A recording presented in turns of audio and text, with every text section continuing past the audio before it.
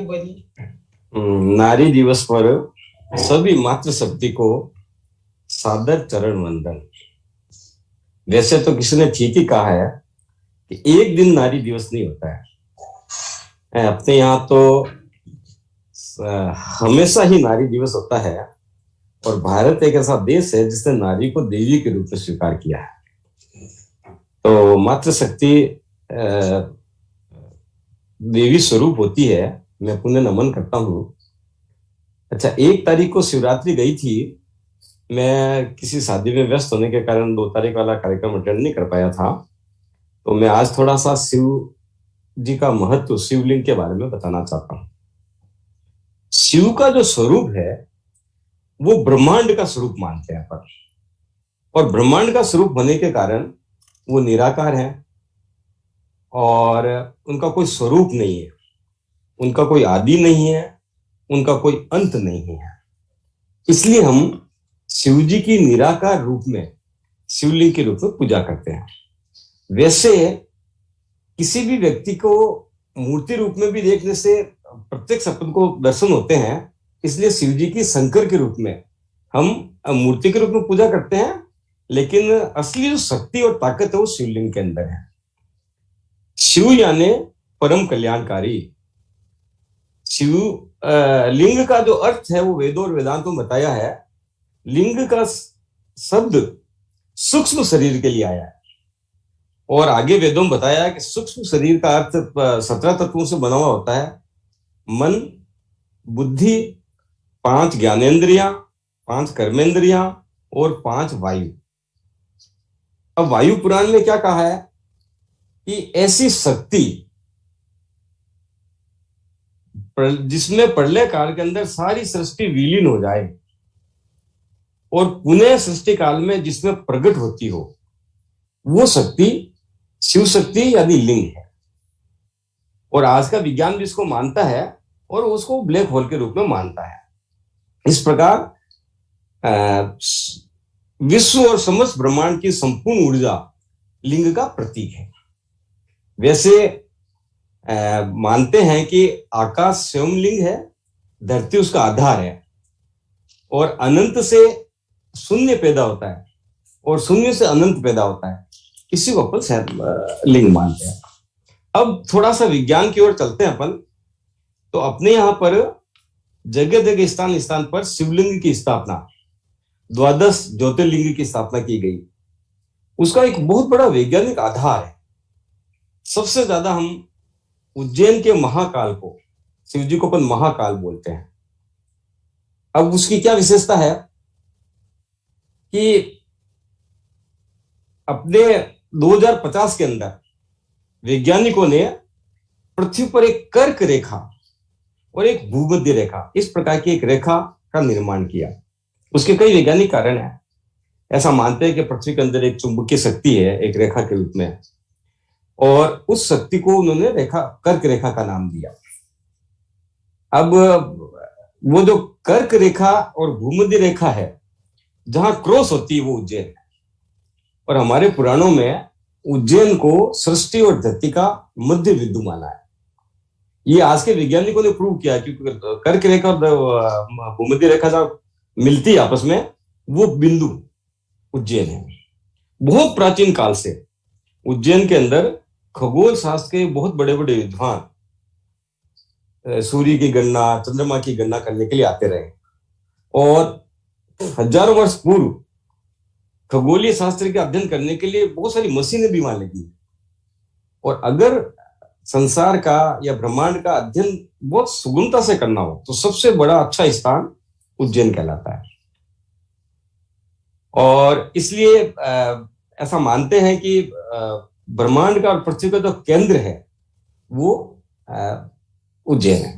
अब ये जो कर्क रेखा है, ये ग्रीनविच, हर देश का ग्रीनविच बिंदु जो माना जाता है, यानी किसी देश का टाइम क्या होगा, जैसे पूरे देश के अंदर वैसे तो सूर्य की गणना के आधार पर सेकंड में, मिनट का फर्क आता है, लेकिन ग्रीनविच जो जगह होती है उसके हिसाब से उस देश का टाइम माना जाता है। तो उज्जैन जो है, वहां का जो समय होता है वो पूरे इंडिया का समय माना जाता है। ऐसे हर देश का अलग अलग ग्रीनविच टाइम होता है। अब ये जो कर्क रेखा बनी, वैज्ञानिकों ने अपने विज्ञान के आधार पर कई सारी चीजें कैलकुलेशन करके बनाई है। ये बनी 2050 में, लगभग 100 साल पहले। और हमारे यहाँ पर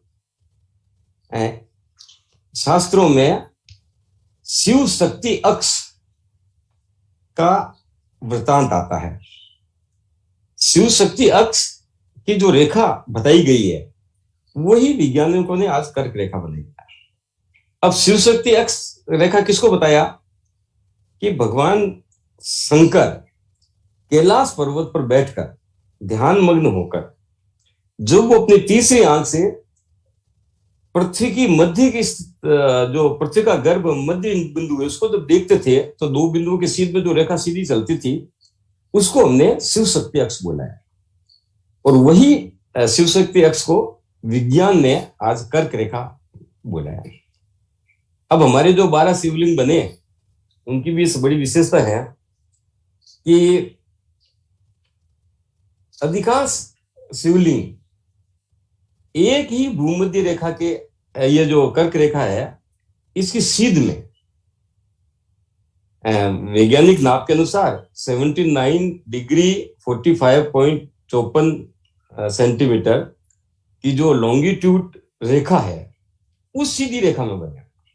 अब बताओ, उस समय कोई मापक यंत्र नहीं था, चुंबकीय शक्ति जो पृथ्वी की रेखा चलती है उसका कोई वैज्ञानिक आधार नहीं था, लेकिन सब लिंगों की जो स्थापना हुई उस एक ही रेखा के ऊपर हुई है।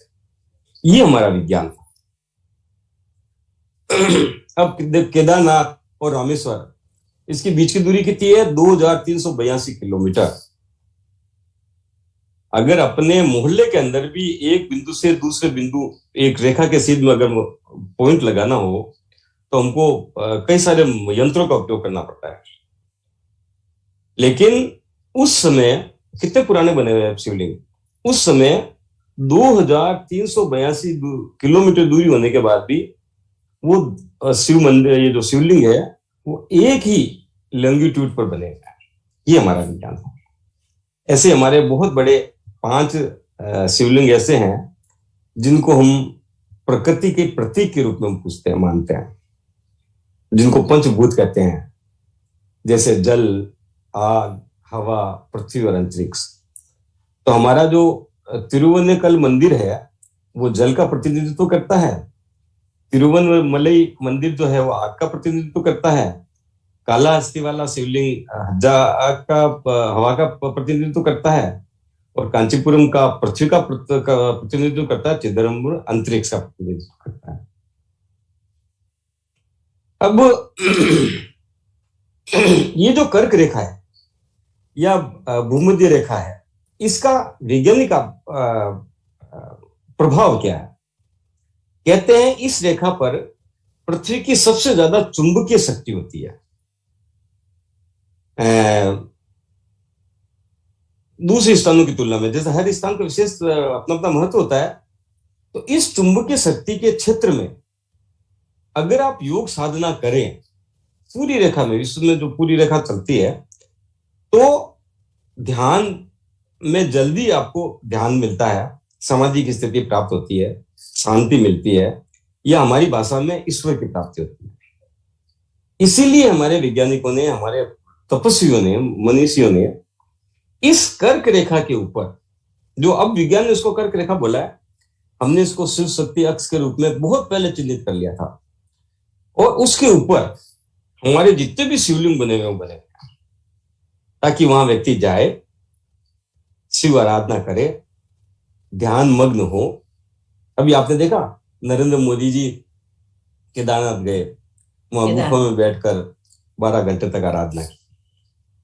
तो जितने भी शिवलिंग बने हुए हैं, पर्टिकुलरली जो 12 शिवलिंग है, आप में से काफी लोग गए होंगे, लेकिन जो भी नहीं गया है वो 12 शिवलिंग पर अवश्य जाए। एक विशेष वातावरण, विशेष शांति और विशेष चुंबकीय शक्ति जिसे बोलते हैं ना, कि व्यक्ति जो भी प्राप्त करता है वो प्रकृति से प्राप्त करता है। अगर आत्मा की शुद्धि भी करनी हो तो एक तो व्यक्ति अपने घर में बैठकर साधना करता है, एक मंदिर में जाकर साधना करता है, हिमालय में जाकर साधना करता है, सब में फर्क है। तो पृथ्वी की ये जो भूमध्य रेखाएं हैं, जो कर्क रेखा है, वो पूरा रास्ता विशेष शक्ति युक्त होता है। फिर जितनी भी ऊर्जाएं हैं, जैसे ध्वनि ऊर्जा है, वायु ऊर्जा है, चुंबकत्व ऊर्जा है, इन सभी ऊर्जा का बहुत अधिक घनत्व उस पूरी रेखा पर, उस क्षेत्र में। अब यहाँ के मंदिर में जब आप घंटा बजाएंगे, उसकी आवाज और शिवलिंग के अंदर जो घंटा लगा हुआ है उसकी आवाज में बहुत फर्क आएगा, क्योंकि वह ध्वनि ऊर्जा ज्यादा है। ये मतलब आपको प्रत्यक्ष अनुभव करने के लिए बता रहा हूं कि ज्यादा ऊर्जा का घनत्व किस क्षेत्र में पाया जाता है। तो जितने भी हमारे पुराने शिवलिंग बने हुए हैं, उन सबका वैज्ञानिक आधार है, वो शक्ति के पुंज। इसीलिए माना जाता है कि उन स्थानों पर प्रकृति की शक्ति, सभी तरह की ऊर्जाओं की शक्ति का घनत्व बहुत अधिक है। अब धीरे धीरे चूंकि हमारा विज्ञान, मतलब सारी चीजें, हमारा जो निर्माण हुए वो वैज्ञानिक आधार पर हुए, लेकिन वैज्ञानिकता हमने खो दी।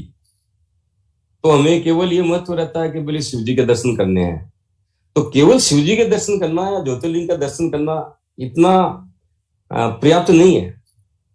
वहां जब भी जाएं तो कम से कम भी 1 दिन, 2 दिन, 4 दिन रुके, उस मंदिर के गृह पर में बैठकर योग साधना करें, ओम का उच्चारण करें, क्योंकि ध्वनि की जो ऊर्जा है, चुंबकीय जो ऊर्जा है, वो सबसे अधिक है वहां पर। ध्यान लगाकर आप अनुभव करें, जो ध्यान वहां बैठकर आप लगाएंगे और जो ध्यान आप घर में बैठकर लगाएंगे, उसमें रात दिन का नजर अंतर आएगा। एक वो जो टकोरा होता है बजाने वाला, वो साथ ले जाओ, कुछ दिन यहाँ बजाओ और उसको ध्यान से सुनो कैसी आवाज आती है।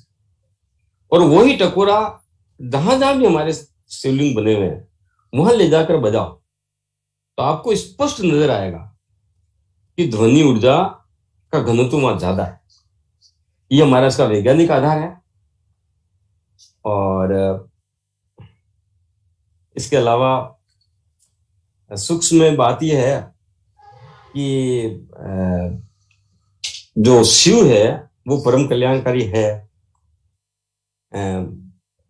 ब्रह्मांड का रचयिता है, शून्य से अनंत तक उसका विस्तार है, और पूरी सृष्टि का उदय या सृष्टि का सृजन शून्य से होता है, और जब प्रलय होता है तो सारी सृष्टि शून्य में समाती है, और वो शून्य ही शिवलिंग या शिव शक्ति है। उसी से सृष्टि का उदय हुआ है, वही सृष्टि का पालन करता है, वही सृष्टि का विनाशक है। बस इतना कहकर मैं अपनी वाणी को विराम। बहुत सुंदर भैया, आपसे बहुत कुछ सीखने को मिलता है, और इससे हमारा जीवन और खूबसूरत हो रहा है। बहुत कुछ सीखना आपसे।